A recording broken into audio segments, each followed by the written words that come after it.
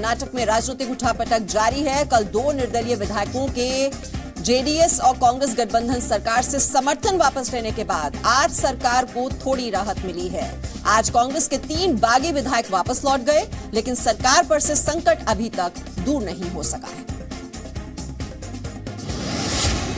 कर्नाटक में सियासी उठापटक जारी, कांग्रेस के 3 बागी विधायक वापस लौटे। कांग्रेस ने शुक्रवार को दिन में 3:30 बजे अपने विधायकों की बैठक बुलाई। सीएम कुमारस्वामी ने आज कहा, सरकार को कोई भी खतरा नहीं, विवाद को बताया मीडिया का प्रोपेगेंडा। बीजेपी का दावा 1-2 दिन में गिर जाएगी सरकार, कांग्रेस ने कहा हमारे सभी विधायक एकजुट। बीजेपी को अपने विधायक टूटने का डर, सभी विधायकों को हरियाणा के एक रिजॉर्ट में रखा। 224 सदस्यों वाली कर्नाटक विधानसभा में बीजेपी के 104, कांग्रेस के 79 और जेडीएस के 37 विधायक। कर्नाटक में केपीजेपी, बीएसपी और निर्दलीय के भी एक विधायक हैं। फिलहाल कांग्रेस के लिए राहत की बात यह है कि उसके खेमे में वो 3 बागी विधायक वापस लौट आए हैं, जिनके बारे में ये कहा जा रहा था कि वो बागी हैं, लेकिन 4 बागी और निर्दलीय विधायक अब भी बाहर हैं। From morning, I have not met anybody. Any leaders I have not met. Then I request our media friends not to become fools. BJP तो यहाँ तक दावा कर रही है कि सिर्फ कर्नाटक ही नहीं, बल्कि मध्य प्रदेश की कांग्रेस सरकार भी संकट में है। देखिए, कर्नाटक और मध्य प्रदेश दोनों में ही सरकारें जो हैं अस्थिरता के दौर से गुजर रही हैं। एक तरफ जब कांग्रेस और जेडीएस की सरकार कर्नाटक में चल रही है और जेडीएस के मुख्यमंत्री को इस बात को कहना पड़ता है कि वो जहर का प्याला पीने को मजबूर हैं। निश्चित रूप से आज जिस मध्य प्रदेश में जो हालात बने हुए हैं, कमलनाथ जी किसी भी वादे को निभा नहीं पा रहे और उनकी कांग्रेस पार्टी के अंदर अंतर्द्वंद दिख रहा है। मंत्रिमंडल विस्तार भी जो हुआ है उसके बाद से लगातार लोग उनको आंखें दिखा रहे हैं। कहीं ना कहीं यहाँ पर भी जो है बहुत बड़ी अस्थिरता सरकार में बनी हुई है। हमारा कोएलिशन गवर्नमेंट का कुछ भी मुश्किल नहीं, हमको बहुमत है। ये बीजेपी वाला क्या क्या किया वो नहीं होता है। हमारा सारे एमएलए संपर्क में है, हमारा साथ है। 18 तारीख सीएलपी मीटिंग है, सब लोग उधर हाजिर होने वाला है। कुछ भी मुश्किल नहीं। कुमारस्वामी गवर्नमेंट 5 साल रहेगा, चलेगा। यूपी में एसपी बीएसपी गठबंधन का हिस्सा आरएलडी भी बनेगी। आज आरएलडी नेता जयंत चौधरी ने लखनऊ में अखिलेश यादव से मुलाकात की, लेकिन आरएलडी के गठबंधन में शामिल होने का औपचारिक ऐलान तभी होगा जब मायावती इसके लिए अपनी सहमति देंगी।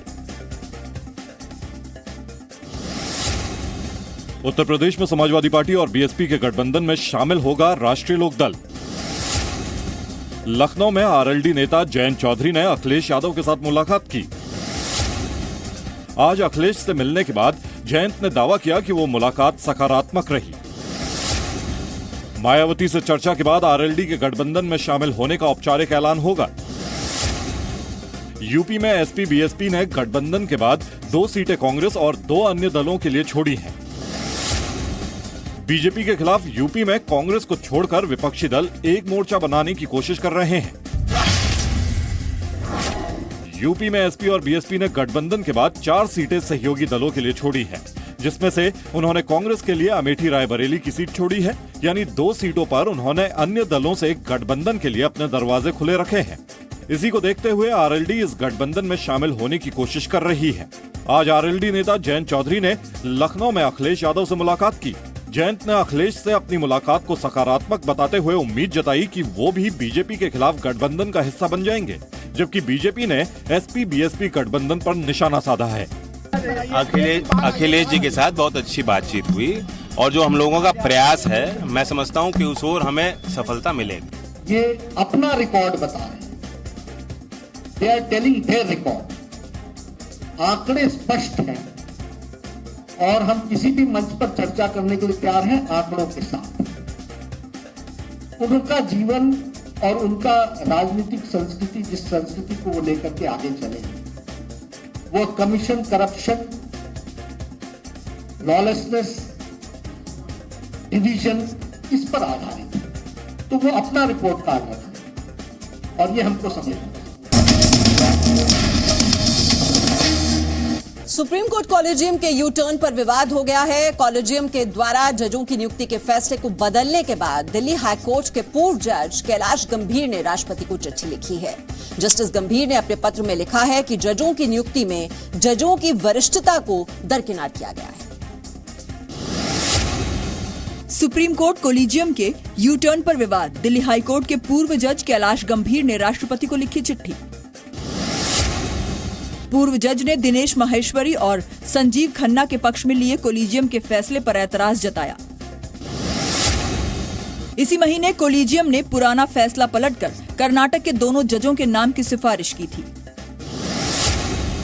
सुप्रीम कोर्ट के जज संजय कौल ने भी कॉलेजियम के यू टर्न के खिलाफ चीफ जस्टिस रंजन गोगोई को चिट्ठी लिखी। पहले कॉलेजियम ने राजस्थान हाईकोर्ट के चीफ जस्टिस प्रदीप नंद्राजोग और दिल्ली हाईकोर्ट के सीजे राजेंद्र मेनन की सिफारिश की थी। जस्टिस कैलाश गंभीर ने चिट्ठी में लिखा कि ऑल इंडिया सीनियरिटी में 30 से ज्यादा सीनियर जजों की अनदेखी की गई। जस्टिस गंभीर ने राष्ट्रपति रामनाथ कोविंद से अपील की है कि वो न्यायपालिका की स्वतंत्रता और विश्वसनीयता संरक्षित करें और ऐतिहासिक भूल होने से रोकें।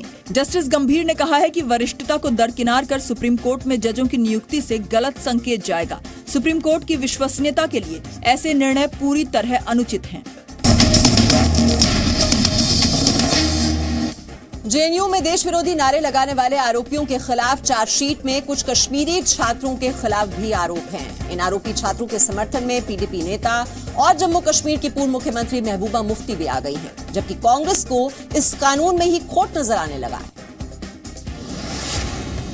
जेएनयू मामले में चार्जशीट दाखिल होने के बाद पीडीपी और कांग्रेस आरोपी छात्रों के पक्ष में खड़ी हुई। देश विरोधी नारे लगाने वालों के खिलाफ दिल्ली के पटियाला हाउस कोर्ट में चार्जशीट दाखिल की गई है। 19 जनवरी को इस मामले को लेकर कोर्ट में सुनवाई होगी। इस चार्जशीट में आरोपी बनाए गए लोगों में कुछ कश्मीरी छात्र भी शामिल हैं। महबूबा पर आरोप है कि वो आरोपी छात्रों का समर्थन करके कश्मीरी कार्ड खेल रही हैं। 1200 पन्नों की चार्जशीट में जी न्यूज की खबर को भी आधार बनाया गया है। जेएनयू में देश विरोधी नारे लगाने वालों पर चार्जशीट दाखिल होने के साथ ही विपक्षी दल इस मसले पर अपनी राजनीतिक रोटियां सेकने में लगे हैं। चार्जशीट में कन्हैया कुमार, उमर खालिद, अनिर्बान भट्टाचार्य समेत कुछ कश्मीरी छात्रों के भी नाम हैं। इन छात्रों के समर्थन में कांग्रेस और पीडीपी खुलकर सामने आ गई है। जहां कांग्रेस ने देशद्रोह के आरोप में चार्जशीट दाखिल होने पर सवाल उठाए हैं, वहीं जम्मू कश्मीर की पूर्व मुख्यमंत्री महबूबा मुफ्ती को इस मामले में चुनावी एंगल नजर आ रहा है। बीजेपी ने विपक्ष पर पलटवार करते हुए कहा है कि देशद्रोह का कानून अगर इतना ही खराब है तो सरकार में रहते कांग्रेस ने इसे क्यों नहीं हटाया। कन्हैया है, उमर खालिद है, उसके अलावा जम्मू कश्मीर के कोई 7-8 स्टूडेंट हैं जिनके खिलाफ चार्जशीट किया गया है, जो बिल्कुल गलत है। ऐसा महसूस हो रहा है कि 2019 के इलेक्शन की तैयारी में जम्मू कश्मीर के लोगों को फिर से मुहर्रा बनाया जा रहा है, उनका इस्तेमाल किया जा रहा है। यदि बात करना है कि देश की माहौल कितनी खराब थी या इसका दुरुपयोग होता है तो फिर याद करिए इमरजेंसी को। वहाँ तो मूल अधिकार जो थे भारतीय नागरिकों का, उनको कुचला गया। उसके इमरजेंसी को छोड़ के, आपातकाल को छोड़ के कोई और इस देश में ऐसी स्थिति कभी हुई ही नहीं। 8 दिनों से मुंबई में चल रही बेस्ट की हड़ताल आज खत्म हो गई है। इसका औपचारिक ऐलान किसी भी वक्त किया जा सकता है। हड़ताली कर्मचारियों के आज शाम तक काम पर लौट आने की उम्मीद है। मुंबई में बेस्ट कर्मचारियों की हड़ताल आज खत्म हो गई है। बॉम्बे हाईकोर्ट ने आज बेस्ट कर्मचारियों को तुरंत हड़ताल खत्म करने का आदेश दिया। बेस्ट कर्मचारी बीते 8 दिनों से हड़ताल पर थे और आज 9वें दिन हड़ताल खत्म हुई। बेस्ट के करीब 30,000 कर्मचारी अपनी मांग को लेकर हड़ताल पर थे। कर्मचारी बेस्ट के बजट का विलय बीएमसी के साथ करने की मांग कर रहे थे। मुंबई में बेस्ट की हड़ताल से प्रतिदिन करीब 25 लाख लोगों को परेशानी हो रही थी। बॉम्बे हाई कोर्ट ने बेस्ट कर्मचारियों को हड़ताल खत्म करने का आदेश दिया है। बॉम्बे हाई कोर्ट ने आज अपने आदेश में बेस्ट कर्मचारियों को 1 घंटे के भीतर हड़ताल खत्म करने का आदेश दिया था। हाई कोर्ट की फटकार के बाद बेस्ट के कर्मचारी हड़ताल खत्म करने पर राजी हो गए थे। बेस्ट की हड़ताल की वजह से मुंबई और आसपास के लोगों को काफी परेशानी का सामना करना पड़ रहा था। बेस्ट पहले भी कई बार अपनी मांगों के लिए हड़ताल कर चुका है। हड़ताल की वजह से 1800 से ज्यादा बसें नहीं चल पा रही थी। माना जा रहा है कि आज देर शाम से हालात सुधरने लगेंगे। ये साफ है कि कोर्ट ने यह भी कहा है कि जिन लोगों ने स्ट्राइक में हिस्सा लिया था उनके खिलाफ कोई कार्रवाई नहीं होगी। जनवरी से उनके वेतनमान में जो बढ़ोतरी होगी वो भी कर दिया जाएगा। शेष मांगों को जल्द ही अलग अलग तरीके से अलग अलग तौर पर बातचीत करने के बाद ही उन्हें माना भी जा सकता है। दिल्ली में जैसे जैसे ठंड का कहर बढ़ा है, इसका असर उन बेघर लोगों पर हुआ जो रोजी रोटी की तलाश में दिल्ली आते हैं। एक एनजीओ के आंकड़ों के मुताबिक 1 से 14 जनवरी के बीच ठंड से दिल्ली में 96 लोगों की मौत हो गई। दिल्ली में जानलेवा हुई ठंड, 14 दिन के अंदर 96 बेघरों की मौत। आंकड़ों के मुताबिक ठंड की वजह से उत्तरी दिल्ली में सबसे ज्यादा 23 लोगों की मौत हुई है। दिल्ली में कड़ाके की ठंड ने 1 से 14 जनवरी के बीच बेघरों को अपना निशाना बनाया। दिल्ली में ठंड से मौत के आंकड़े निजी संगठन सेंटर फॉर होलिस्टिक डेवलपमेंट ने जारी किए हैं। बीते कुछ दिनों से पहाड़ों पर बर्फबारी होने से दिल्ली समेत पूरे उत्तर भारत में ठंड बढ़ गई है। मरने वाले सब लोग बेघर थे, रोजी रोटी की तलाश में दिल्ली आए थे। दिल्ली में ठंड से मरने वाले बेघरों की उम्र 25 से 70 साल के बीच है। सेंटर फॉर होलिस्टिक डेवलपमेंट के मुताबिक दिसंबर 2018 से जनवरी 2019 तक दिल्ली में ठंड से कुल 331 लोगों की मौत हो चुकी है। एनजीओ के मुताबिक कश्मीरी गेट, कोतवाली, सिविल लाइंस, सराय रोहिला इलाके में सबसे ज्यादा मौतें हुई हैं, जबकि सरकार इन्हीं इलाकों में सबसे ज्यादा रैन बसेरे होने का दावा करती है। इस साल अब तक दिल्ली का सबसे न्यूनतम तापमान 6 डिग्री रहा है, जबकि बीते 15 दिनों में औसत न्यूनतम तापमान 6 से 8 डिग्री रहा है। लगभग 40-45 बंदे सो रहे हैं यहाँ पर। ठंड के कारण यहाँ पर दरी है, कंबल है, पीने का पानी है, शौचालय है। उनको अस्पताल भेजते हैं, एम्बुलेंस बुला के 102 नंबर पे फ़ोन करके उनको भिजवाते हैं वहाँ पर।